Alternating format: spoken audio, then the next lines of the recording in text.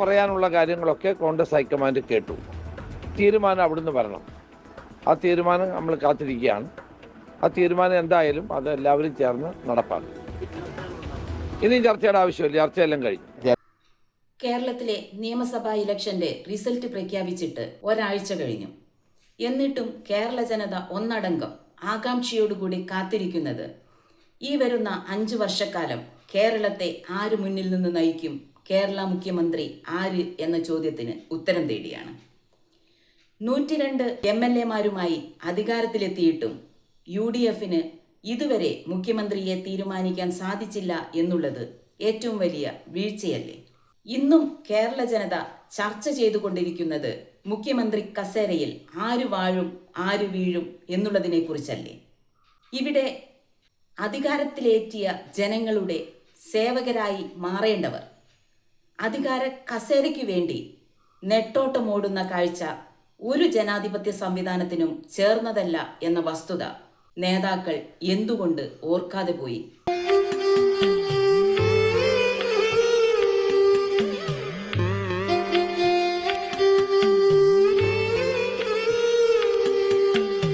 ഇതുവരെ ചിത്രത്തിൽ ഇല്ലാതിരുന്ന KC വേണുഗോപാൽ മുഖ്യമന്ത്രി കസേരയിലേക്കുള്ള ആഗ്രഹവുമായി എത്തി ചേർന്നിട്ടുണ്ട്.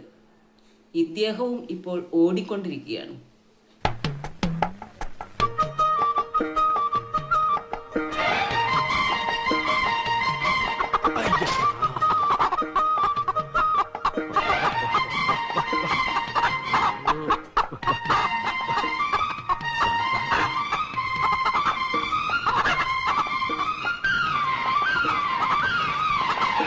അവിടെ നിന്നോ, ഇല്ലെങ്കിൽ നിന്നെ ഇന്ന് കൊല്ലും ഞാൻ. ഇദ്ദേഹം മുമ്പ് കൊടുത്ത ഈ ഇന്റർവ്യൂവിൽ പറയുന്ന കാര്യവും ഇപ്പോൾ ചെയ്യുന്ന കാര്യവും തമ്മിൽ എന്തെങ്കിലും ബന്ധമുണ്ടോ എന്ന് KC വേണുഗോപാൽ ചിന്തിക്കേണ്ടതല്ലേ? രമേശ് ചെന്നിത്തല അവിടെ നിൽക്കുന്നു, VD സതീശനുണ്ട്, K മുരളീധരനുണ്ട്, ശശി തരൂരുണ്ട്. എങ്ങനെ മനസ്സ് ചെയ്തു? കുഴപ്പമില്ല. പെട്ടെന്ന് ഇങ്ങനെ ഒരു മനംമാറ്റം ഉണ്ടാകാനുള്ള കാരണം എന്താണെന്ന് ചോദിച്ചത്. രമേശ് ചെന്നിത്തലയാകട്ടെ, VD സതീശനാകട്ടെ, KC വേണുഗോപാലാകട്ടെ, ഇവരെല്ലാം അനുഭവ സമ്പത്തുകൊണ്ടും രാഷ്ട്രീയ പരിചയം കൊണ്ടും ഏറെ ഉന്നതിയിൽ നിൽക്കുന്നവർ തന്നെയാണ്. ഇവരിൽ നിന്ന് പക്വതയില്ലാത്ത ഒരു പെരുമാറ്റം ജനങ്ങൾ പ്രതീക്ഷിക്കുമോ?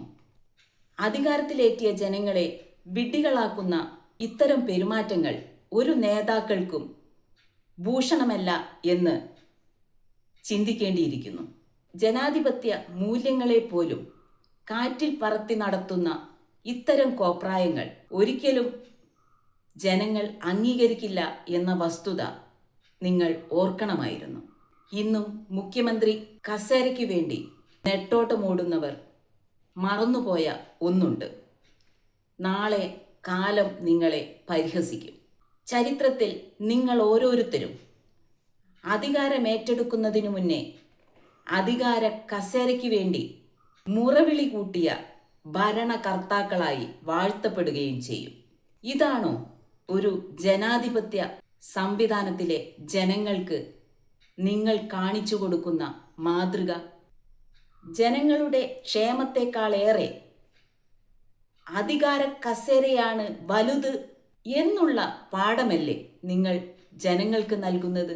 ഇത് രാഷ്ട്രീയ അച്ചടക്കമുള്ള ഒരു പാർട്ടിക്ക് ചേർന്നതാണോ എന്ന് നിങ്ങൾ എന്തുകൊണ്ട് ചിന്തിച്ചില്ല? ഒരു ദിവസം പോലും വൈകാതെ അധികാരമേറ്റെടുത്ത് കേരളത്തിൽ ഭരണം നടത്തേണ്ടവർ, കേരളത്തെ മുന്നോട്ട് നയിക്കേണ്ടവർ കാട്ടിക്കൂട്ടുന്ന ഇത്തരം മാരത്തൺ ഓട്ടത്തിന് നിങ്ങൾ നാളെ മറുപടി പറയുക തന്നെ വേണ്ടിവരും. മറ്റാരോടുമല്ല, കേരള ജനതയോട്. അപ്പോഴും നേതാക്കൾ പറയുന്നു, ഞങ്ങൾ ഒത്തൊരുമയോടുകൂടി പ്രവർത്തിക്കുന്ന, ഒറ്റക്കെട്ടായി നിൽക്കുന്ന ടീം UDF ആണ് എന്ന്.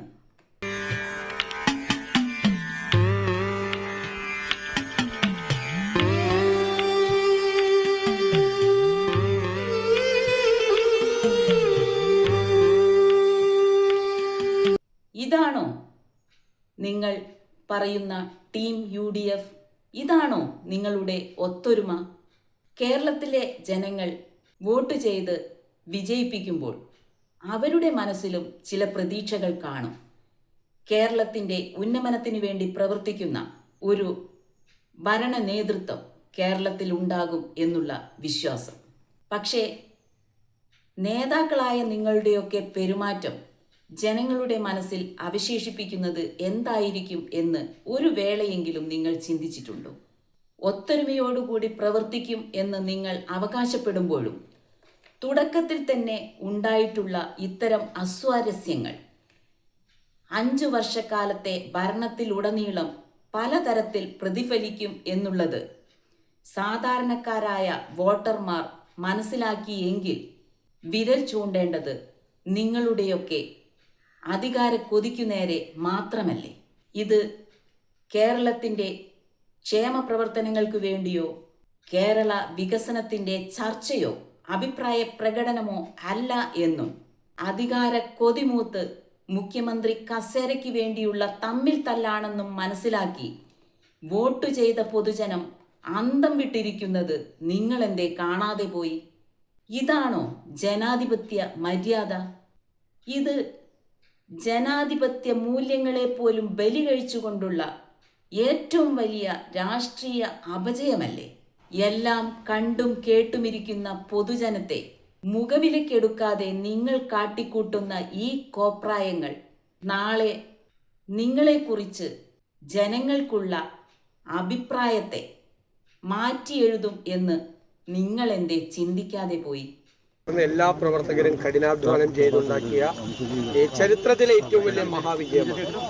പിന്നീട് ഇങ്ങനെ ചേരിതിരിഞ്ഞുള്ള പ്രകടനങ്ങൾ, ചേരിതിരിഞ്ഞുള്ള ഫ്ലെക്സ് ബോർഡുകൾ, കോൺഗ്രസിൽ വലിയ സോഷ്യൽ മീഡിയയിൽ നടത്തുന്ന പ്രചരണങ്ങൾ, ഇതെല്ലാം ഒരു വിഭാഗീയത നമ്മുടെ പാർട്ടിയിലുണ്ട് എന്നുള്ള ഒരു പ്രചരണം ഉണ്ടായിട്ടുണ്ട്. അതുകൊണ്ട് ഞങ്ങൾ എല്ലാവരും ചേർന്ന് ഒരുമിച്ച് പറയുന്നു, ഞങ്ങൾക്ക് ആർക്കും വേണ്ടി ഇനി അങ്ങനെ പ്രചരണങ്ങൾ നടത്തരുത്. സംസ്ഥാനത്ത് വെച്ചിരിക്കുന്ന എല്ലാ ഫ്ലെക്സ് ബോർഡുകളും പറ്റുമെങ്കിൽ ഇന്ന് രാത്രി തന്നെ നീക്കം ചെയ്യണം. നാളത്തേക്ക് അത് ഉണ്ടാകരുത്. ഇനി ഒരു സ്ഥലത്തും ഒരു പ്രകടനം പോലും നടത്തരുത് എന്ന് ഞങ്ങൾ വിനയപൂർവ്വം ഞങ്ങൾ അഭ്യർത്ഥിക്കുകയാണ്. അവസാനിപ്പിച്ചിട്ട് ഞങ്ങളെല്ലാവരും പാർട്ടിക്കാരാണ്. പാർട്ടിയാണ് ഞങ്ങൾക്ക് എല്ലാത്തിനും പരമപ്രധാനം. ജനങ്ങളാണ് പരമപ്രധാനം. പേരിലോ അല്ലെങ്കിൽ രമേശിയുടെ പേരിലോ സതീഷിൻ്റെ പേരിലോ ആരെങ്കിലും വ്യക്തിപരമായിട്ട് ഇഷ്ടപ്പെടുന്നതിലൊന്നും തെറ്റില്ല. പക്ഷേ മറ്റുള്ളവരെ മോശമാക്കാനോ അല്ലെങ്കിൽ ബോർഡ് വെക്കാനും പ്രകടനം നടത്താനോ ഒക്കെ പോകുന്നത് ഇനി മുതൽ അവസാനിപ്പിക്കണമെന്ന് വിനീതമായിട്ട് അഭ്യർത്ഥിക്കുന്നു. കൂടി ഇതെല്ലാം അവസാനിക്കുക. പാർട്ടി പ്രവർത്തകരെല്ലാം ഒറ്റക്കെട്ടാണ്. നേതാക്കന്മാരെ സ്നേഹിക്കാനും നേതാക്കന്മാരോട് താല്പര്യം പ്രകടിപ്പിക്കുന്നതിൽ ഒരു തെറ്റുമില്ല. പക്ഷേ ഇനി മുതൽ അത് ജനങ്ങളുടെ മുമ്പിൽ നമുക്കൊരു മോശമായ ചിത്രമുണ്ടാക്കാൻ വഴിതെളിച്ചിട്ടുണ്ട് എന്ന തിരിച്ചറിവ് നമുക്കെല്ലാവർക്കും ഉണ്ടാകണം. കോൺഗ്രസ് ഹൈക്കമാൻഡ് എടുക്കുന്ന എല്ലാ തീരുമാനത്തോടൊപ്പം ഉറച്ചു നിൽക്കുകയും ചെയ്യണമെന്നാണ് എനിക്ക് അഭിപ്രായപ്പെടാനുള്ളത്. ഇങ്ങനെയൊരു അഭിപ്രായം പറയാൻ ഇപ്പോഴാണോ നിങ്ങൾക്ക് സാധിച്ചത്? നിങ്ങൾക്ക് വേണ്ടി തെരുവുകളിൽ പോസ്റ്റർ ഒട്ടിക്കുന്ന, കരിയോയൽ പ്രയോഗവും പാലഭിഷേകവും നടത്തുന്ന പ്രവർത്തകരെ നിങ്ങൾ കണ്ടിരുന്നില്ലേ?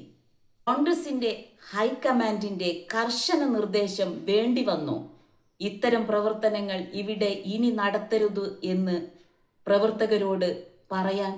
ഇത് കാണിക്കുന്നത് എന്താണ് എന്ന് നിങ്ങൾ ഒരിക്കലെങ്കിലും ചിന്തിക്കണം.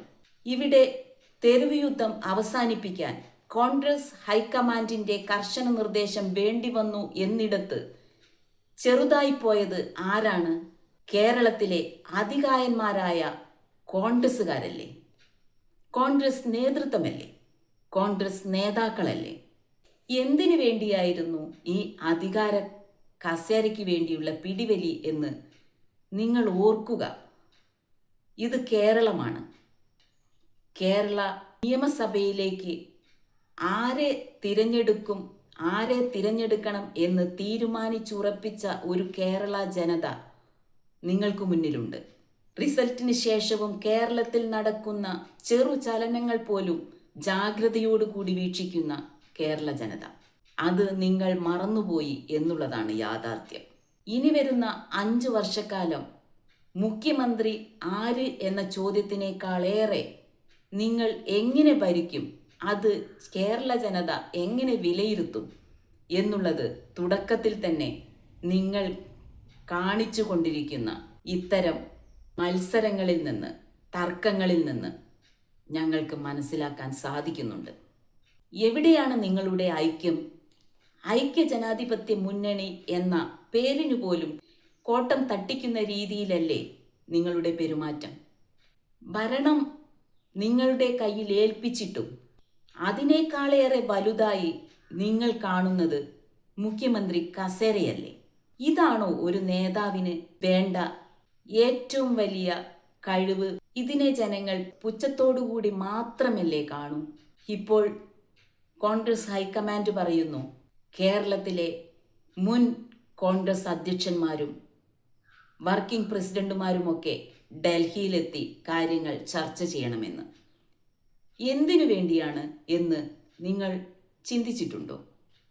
ഒരുപക്ഷെ ഹൈക്കമാൻഡ് നിർദ്ദേശിക്കുന്ന പേര് പ്രഖ്യാപിക്കുമ്പോൾ അത് കേരളത്തെ ഏതു രീതിയിൽ ബാധിക്കും എന്നുള്ള ആശങ്ക അവരുടെയൊക്കെ മനസ്സിൽ ഉള്ളതുകൊണ്ടായിരിക്കില്ലേ? കേരളത്തിൽ ഉണ്ടാകാൻ ഇടയുള്ള രാഷ്ട്രീയ സംഘർഷങ്ങൾ, ഉൾപാർട്ടി സംഘർഷങ്ങൾ എന്തായിരിക്കും എന്ന് മനസ്സിലാക്കുന്നത് കൊണ്ടായിരിക്കില്ലേ? ഒരു സമവായമുണ്ടാക്കി മുഖ്യമന്ത്രിയുടെ പേര് നിർദ്ദേശിക്കുക എന്നതായിരിക്കില്ലേ ഹൈക്കമാൻഡ് ഉദ്ദേശിച്ചിട്ടുണ്ടാവുക? അപ്പോൾ എന്താണ് ചിന്തിക്കേണ്ടത്?